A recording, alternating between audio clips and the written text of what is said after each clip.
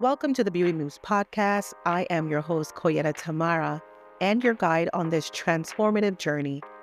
This podcast is your ultimate destination for inspiration, actionable strategies, and real talk conversations about building a successful business while becoming the best version of yourself. We'll dive into topics that empower you to elevate your skills, grow your brand, and navigate the challenges of entrepreneurship with confidence. You'll hear from industry experts, learn the secrets behind thriving businesses, and discover the mindset shifts that will set you apart in a competitive world. So whether you're starting out or looking to take your business to the next level, you're in the right place. Together, let's take bold action and make your vision a reality. Let's make beauty moves.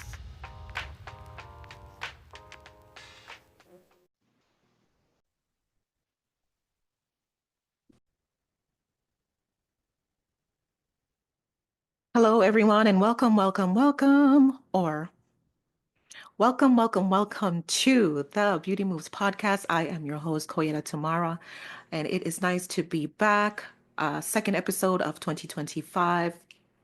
As I said last week, I've been out of commission for a little bit, um, but I'm back. And I wanted to start 2025 off by talking about leadership and understanding what it is and its and capacity and all of the things leadership.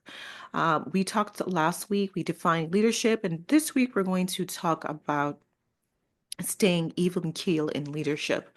We know that being a leader is not an easy position. I can certainly tell you that. It's definitely not easy managing a team, different personalities, and so forth. But it's really important that we can keep a level head in the process. All right, so let's talk about the focus. So we're going to focus on maintaining composure and balance when dealing with diverse personalities and challenges within your organization, within your business, within the workplace, because we all know that things are not always smooth. Not always smooth sailing, whether you are new or been around for a bit in a business or, introducing new team members. We're dealing with practical things like navigating. Depending where you work, there could be some female energy, especially in the beauty industry. It's primarily a lot of females in the beauty industry. You could also be dealing with understanding cultural perspectives and personal challenges and emotional dynamics that people bring when they come into your work, when they come into the business, right? So you're getting all of that wrapped up in a person. We're all from different backgrounds. We're all from different walks of life. Our family structures are different. Um, our concerns are different. The way we move about, the way we handle things, the way we deal with things, our approach. Like there's so many nuances to being a human and then being a human interacting with other humans. It could be really difficult, and you're navigating, you're shifting, you're moving through all of those things when you meet a person and when you work with a person, because believe me, they all show up in your business. It's all wrapped up in that one person. So we could also be looking at territorial and new dynamics, right? So when you're, in a team structure, it's like a mating dance. You're looking at how to approach people with empathy and with empathy and tact. And oftentimes, especially if you're new in an industry or in a role or in a team setting, people can be really territorial about their space. Likely when you're new to a space, it's like doing a mating dance, as mentioned. You're trying to understand the environment. You're trying to understand the culture. You're trying to understand the team dynamics. And some people may be sizing you up because you're the new shiny toy, right? So if you're the new hire in the business, everyone people, not everybody, I should say, but there may be some sizing up. I've seen it before when you're, you know, as someone that's been new, as someone that's hired new people as well to just see how, you know, you're being evaluated. There's like a mental evaluation going on when, you know, everyone's looking at you or trying to feel you out. And it can happen even if you're in a different role. So you don't have to be um, doing the same thing they're doing. People will size you up no matter what. So that also comes with it with its own set of things to work through, but it can be done and done well, right? So you're working through your understanding of several different variables at the same time. So that could be people, that's places, that's policies, that's procedures, and the politics of the space, which can be difficult at times. So this applies to everywhere you are, be it in the corporate world or in business. There are things unsaid, things said that you're walking into or that you have to navigate through as a person that works with different types of people in different types of spaces, right? So that's always something that you have to work through. As I said, different cultures, different thought processes, different way of doing things, different backgrounds, different way they were raised. Like there's so many different variables. And the thing about me is I always like to learn about people because it helps me understand all of the above things, right? It really helps me understand who they are as a person, where they come from, and it teaches me how to treat them or interact with them, right? It teaches me how to move about the world with them in it, right? And it also teaches me how to help them. Because when you take time to observe people, when you take the time to observe people, you'll come to know them really well and understand if they are for you or not for you, or you know what boundaries you need to erect and how you need to move about the world with them, right? And sometimes you'll find me, especially me, with the most misunderstood people that others don't get, right? And that's because I like to take the time to assess people and situations because I feel that it helps me lead better. It helps me lead better. So always make sure you're like observing and you're thinking and you're not um buying into what other people are saying on a side note, right? When you get a greater understanding of all things, it will help you to show up better, plan better, and lead better. Let me say that again. When you get a greater understanding of all things, which is sometimes not possible. Sometimes you're just thrown in and you just got to do your best. But the more you come to understand all things, culture, people, places, dynamics, all those things, it will help you show up better, plan better, and lead better, which is what we all want. We all want to be better leaders, right? We all want to create a cohesive, smooth environment as we lead, right? This is why having emotional intelligence as the foundation of resilience and steady leadership is important because you have to have self-awareness, right? Recognize your own emotional triggers as well as others. So leading is really dynamic because you're weighing so many different things at the same time. You're thinking about your emotional triggers as well as others' emotional triggers. And you also need to have empathy, and that is to understand the emotions of others and to respond effectively because things can get heated. Things can get really heated in a workspace, right? So with this in mind, I find that there are three types of dynamics that you're working through. When you're in a space new or, you know, or having someone else come in, you kind of have to work through these things. So there are people that are territorial and they will never accept someone new in their environment, and that's okay. And that's okay as long as there's common ground on the in the job function, which includes respect. So you can do all the pleasantries all day without the connection. I've seen it, I've experienced it, done it, right? And the work still gets done. Hey, you know, hey, how you doing? It's good, but the work still gets done and it's all good, right? Not everyone's gonna vibe, right? Not everyone's going to vibe. Not everyone's going to have the energy. You know that saying, yeah, I just didn't like their energy. Sometimes you're going to feel that. And that's okay as long as there is respect and the work gets done. And number two, some people will put you through their test, right? Even as a leader, when you go into, corporate spaces, when you have got your own business, people will want to challenge your leadership. Owning the company or not, people will want to challenge you as a leader. So depending on how you respond to them, you'll either pass or fail, which determines if you've earned their respect. People will put you through their own tests to see if you pass or fail and earn their respect, which can be a nightmare, right? Which can be a real nightmare. But sometimes you got to put somebody in their place nicely, decently. Tell them you're the boss without telling them you're the boss. And you can be subtle about it because sometimes it's the language that you use that's going to disarm the situation, the language that you use, and that's your words and your action. Okay? That's your words and your actions that's going to disarm a situation. Sometimes y'all got to show somebody that you're unshakable, that nothing you're going to do is going to shake them, right? And that's always done in a professional way because we're not out here trying to fight or argue with anybody, right?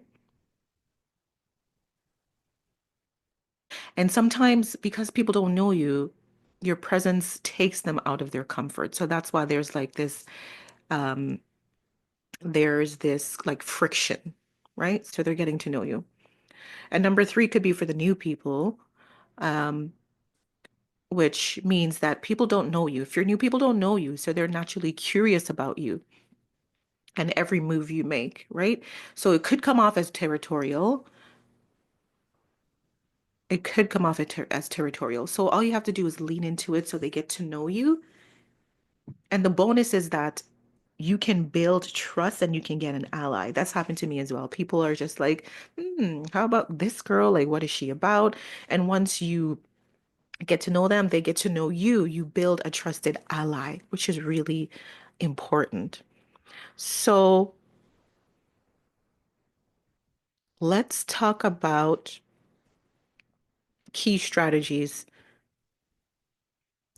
right? So, number one, understand the variables. So, when you're moving in your organization or as the leader, somebody new or established, or getting a new team member, understand the variables, learn about people's triggers, learn about people's motivations and cultural backgrounds as much as you can. Because sometimes we as leaders, we can make snap judgments about people without having the full understanding of who they are.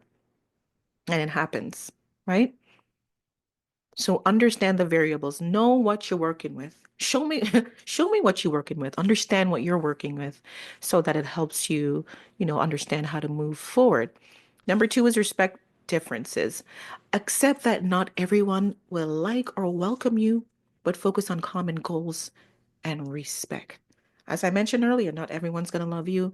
You're not always going to feel someone's energy, but there's common ground. Respect the differences because you can still work. There are people that don't like people. I know that 100%, and they work with them very well. You would never know because they just keep it professional, right? They respect it. They understand that we can't get along with everyone. And of course, it's always better when you do because the vibe is better, but you're not always going to. But you can focus on common goals and respect and understand professional strength, which means subtly assert authority through consistent professional actions. It doesn't need to get disrespectful. It doesn't need to get unprofessional. Nobody needs to be taking off their shoes and fighting. We don't need to be there, right? Each of these dynamics can impact how you show up, especially if it's a particularly hostile or toxic environment, which we know very well exists in workspaces. But nothing beats showing strength. Nothing beats being open or having open communication, even if it's not received right away. Even if it's not received right away, because the main point is the foundation has been laid that sets a boundary or creates a standard and understanding. You want to set a standard in your industry, in your business, in your corporate space of what the boundaries are, of what respect looks like, what you will and will not tolerate, right? But let's face it, It doesn't always work like that. Or even if you do all of that, it still may not move the needle on building relationships. And it will come up from time to time. It will. It will. But also, people get comfortable in their situation, whether it's good or bad. People can get comfortable with dysfunction.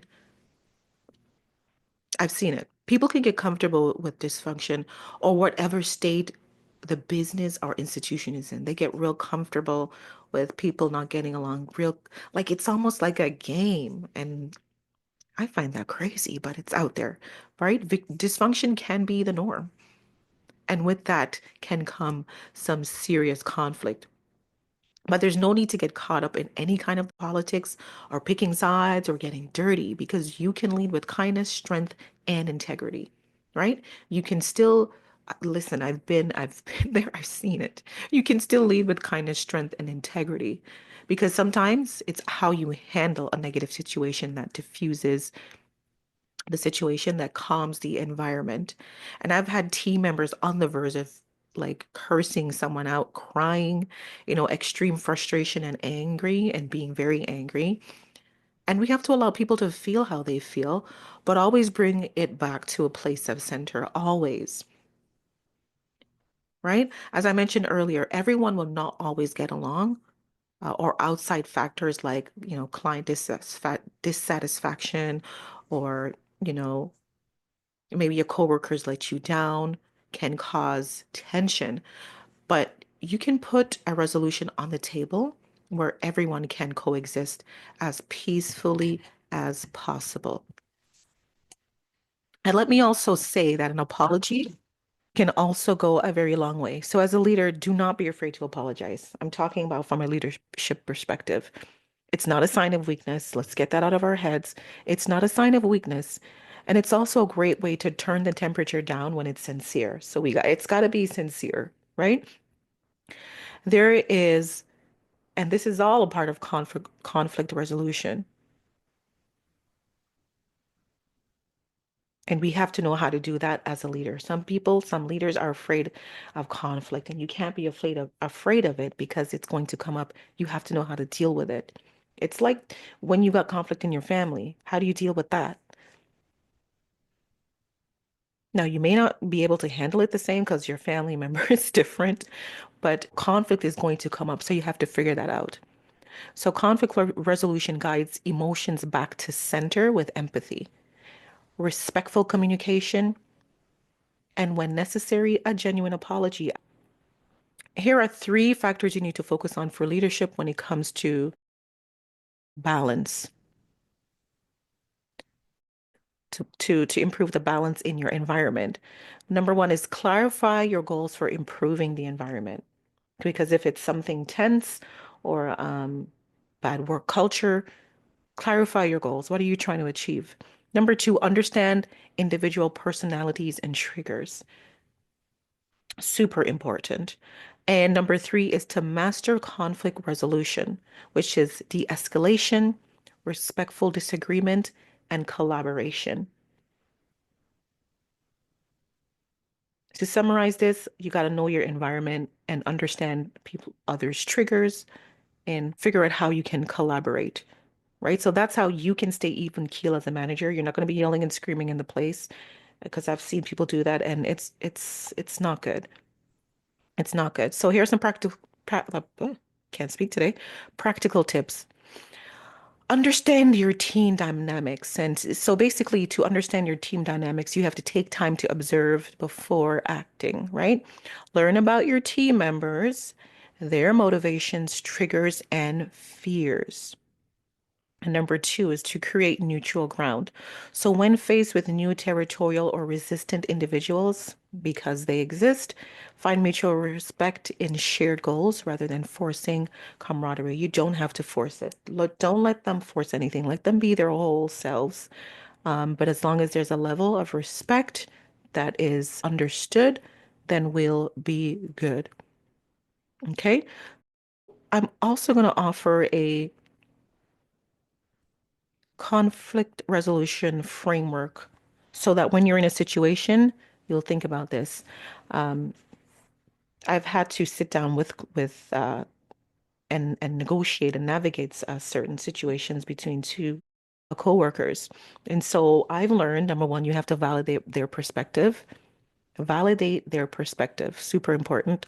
Focus on the facts of the situation, not the emotions. You want to acknowledge what they feel. You're not going to dismiss it for sure, but you're going to focus on the facts of the situation and offer solutions that align with shared objectives. Offer solutions that align with shared objectives. So the takeaway here for you and for your, your workplace, your business, wherever you are, is what are your own emotional triggers in the workplace? And how can you implement a calming routine for moments of pressure? Because we know things can get stressful, deadlines, quotas, all the things that do come with that play a part and play a role. Different dynamics, cultural background, ethical, morals play a part in this as well. So that all plays together. So remember that great leaders stay steady and empathetic, even in challenging situations. Your ability to remain calm sets the tone of how you and your team will react. You set the tone. You set the tone. You set the tone. You set the tone. So that is this week's episode. Stay tuned for episode number 3.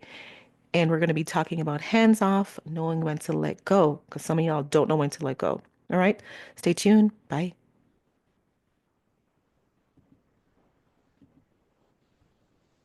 Thank you for tuning into the Beauty Moves podcast. Don't forget to like, share, subscribe, and leave a comment, as this helps improve my ranking. Take care. Until next time.